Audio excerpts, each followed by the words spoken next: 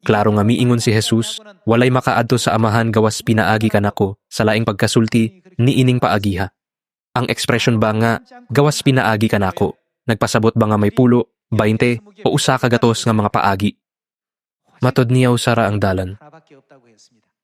Ang Dios mao ang dalan padulong sa gingharian sa langit, sa kaluwasan, ug sa kapasayloan sa mga sala.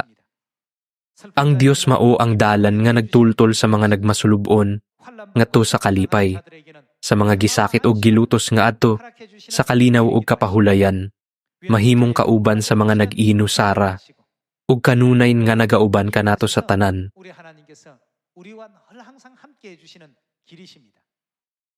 Apan, unsa may mahitabo sa kalag kon kini mawala ni ining paagiha o biyaan kini ingon nga walay pulos. Ang Dios klarong nag-ingon na nga karon walay katapusang silot ang naghulat kanila. Adto ta sa Jeremiah chapter 2. Tan-awon nato ang verse 8. Ang kaparian wala na mangutana, hain na ang Ginoo. Ang mga batid sa balaod wala gani makaila ka na ako. Misupil ka nako ang mga kadagkoan. Ang mga propeta nagsulti na sa ngalan ni Baal ug nagsimba sa walay pulos nga mga Dios-Dios. Busa ako, ang Ginoo, makighusay sa akong katawhan ug sa ilang mga kaliwat. Ngadto kamo sa kasadpan sa pulo sa Sipre, ngadto usab sa silangan sa Kedar ug makita ninyo nga wala gayoy nahitabo, nga sama ni ini. May nasud bang nag-ilis sa ilang mga Dios-Dios bisag mga minikini? Apan dili gayod sila mga Dios apan ako. Ang Dios nga naghimo kanilang bantugan, giilisan sa akong katawhan sa mga Dios-Dios, nga dili makatabang kanila.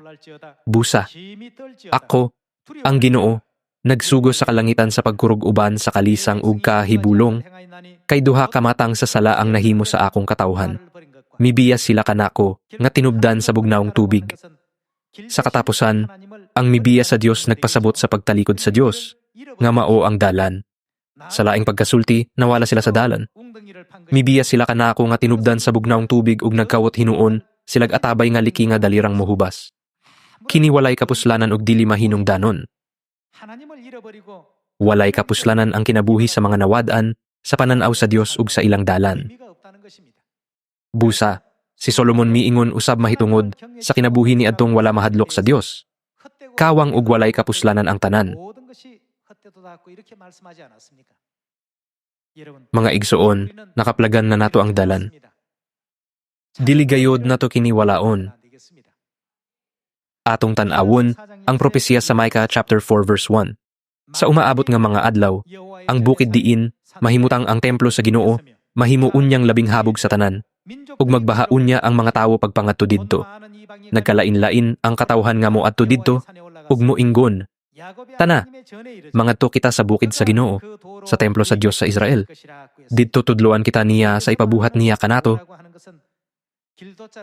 Dinhi, ang pulong nga paagi nagpasabot og dalan.